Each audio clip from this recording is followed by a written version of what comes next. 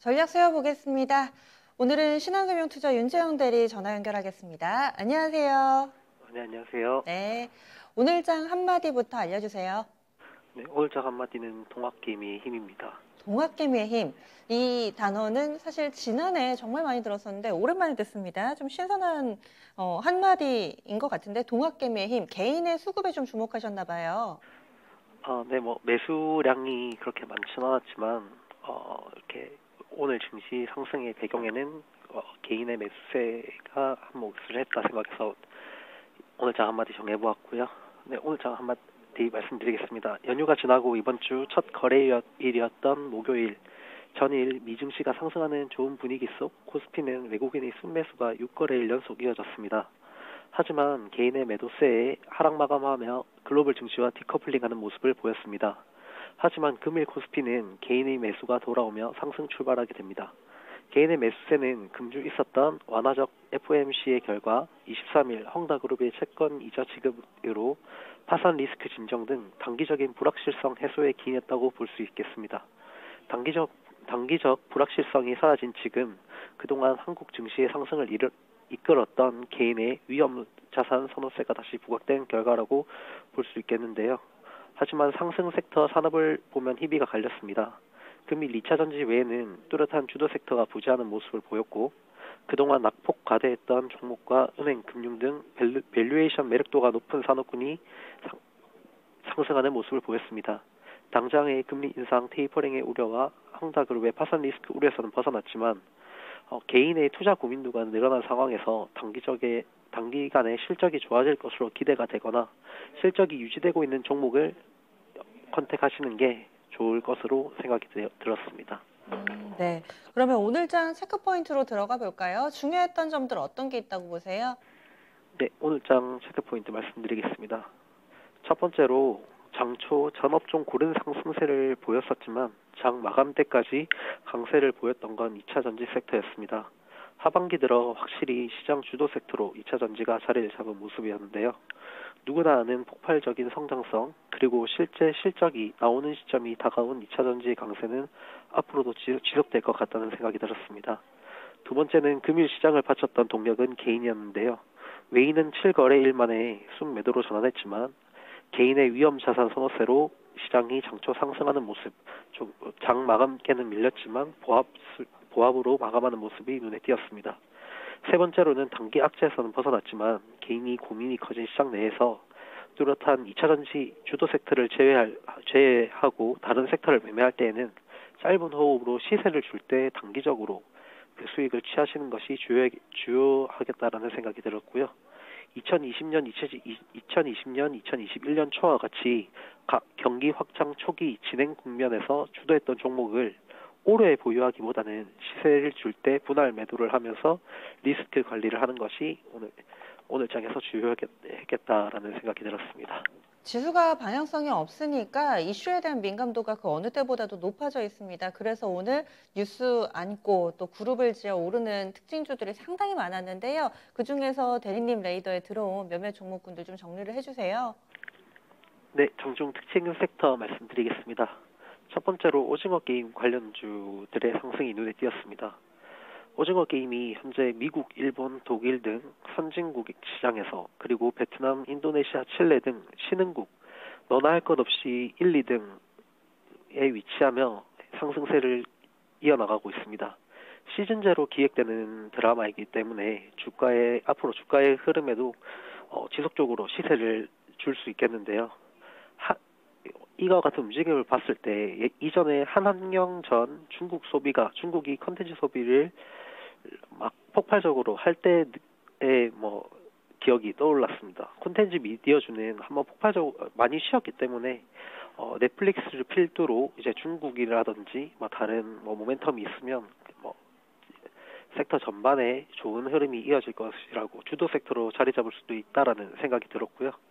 두 번째로 LNF의 테슬라향 양극재 5조 원 수주 기대감에 상승하는 모습이 눈에 띄었습니다. 주도 섹터인 2차 전지 내 실제 성과 기대감까지 들어오니 얼마나 이렇게 시세를 낼 수 있는지 보여주는 섹터였다고 생각이 됩니다. 세 번째로는 낙폭 과대주였던 카카오가 5거래일 만에 상승하는 모습을 보였습니다. 장중 12만 원 선을 탈환했지만 장 마감 때는 11만 9,500원으로 마감했는데 이쯤이 바닥이 아닌가라고 눈에 띄는 종목이었다고 생각합니다. 그중에 세 가지로 압축을 해주셨네요. 오징어 게임 관련된 종목군들은 이틀 연속해서 강했고 2차전지, 카카오의 반등 이렇게 압축을 해주셨는데 다음 주가 9월의 마지막 주간입니다. 또 월말 되면 윈도우 드레싱 얘기도 솔솔 나올 테고 특히나 이번 달이 3분기의 마지막이어가지고 더더욱 관심이 있으실 것 같은데 주간 기준으로 했을 때 어떤 증시 일정들이 있나요? 네, 다음 주 증시 일정 말씀드리겠습니다.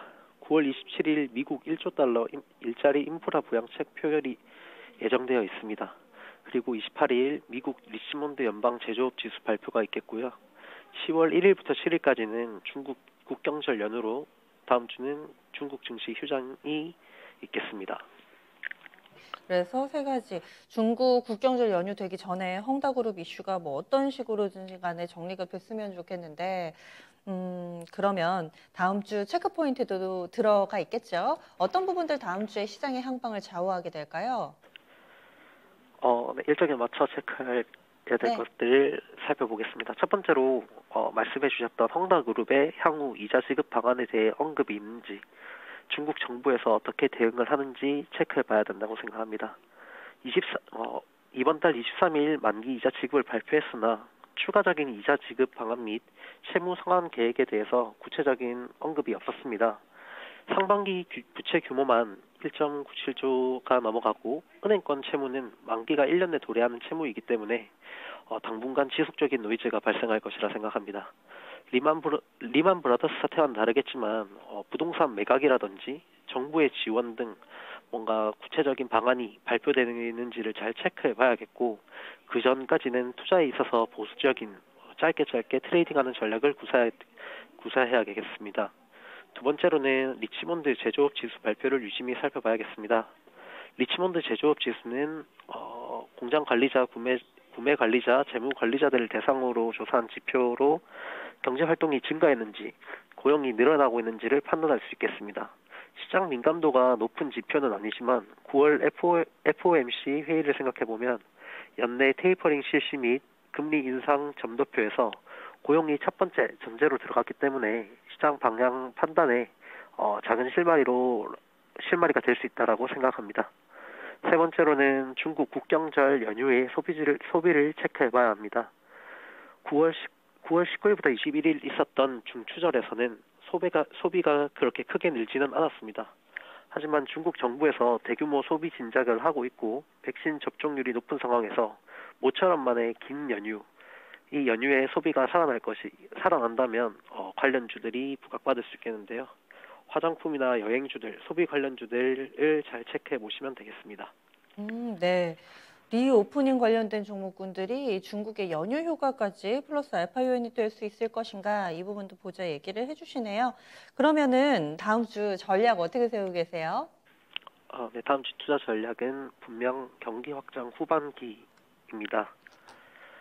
단기적인 불확실성은 해소됐지만 여전히 지속적인 노이즈를 발생시킬 것으로 예상되는 헝다 리스크, 또한 10월부터 시작될 한국 증시의 대주주 물량 소진, 테이퍼링 본격화 등 굵직굵직한 악재들은 여전히 남아있는 상황을 잊어서는 안 됩니다. 지난 2년간 증시는 폭발적인 성장을 했고 그 이후엔 그 원동력에는 빅테크, 바이오 등 성장주의 상승이 큰 힘이었다 생각합니다. 하지만 유동성의 힘이 회수되는 시기, 금리 인상이 시작될 시기를 머지않아 맞이할 것이고 증시 자금 전체가 줄어들 시기를 생각해야 된다고 생각합니다.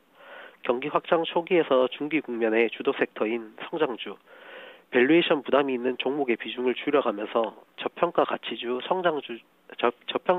가치주를 필두로 성장주 중에서도 실적을 내고 있고 단기간에 가시적인 성과를 낼 수 있는 종목을 위주로 포트폴리오를 구성해야 된다고 생각하고요.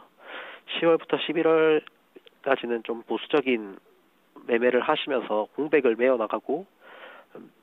메어나가야 하고 당장 다음 주부터 준비를 잘 하셔야지 하반기 증시에서 크게 무리 없이 매매를 할 수 있다고 생각을 합니다. 올해 남은 기간 동안에는 창보다는 방패가 필요하다라는 시각이신 건데 추천 섹터 있으세요?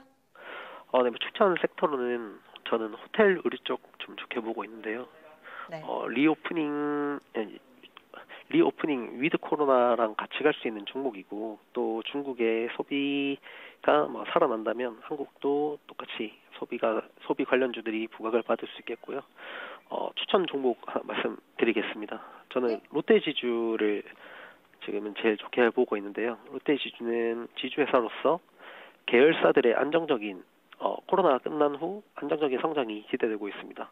또한 이 롯데지주는 현금 보유량이 굉장히 높은 기업인데요.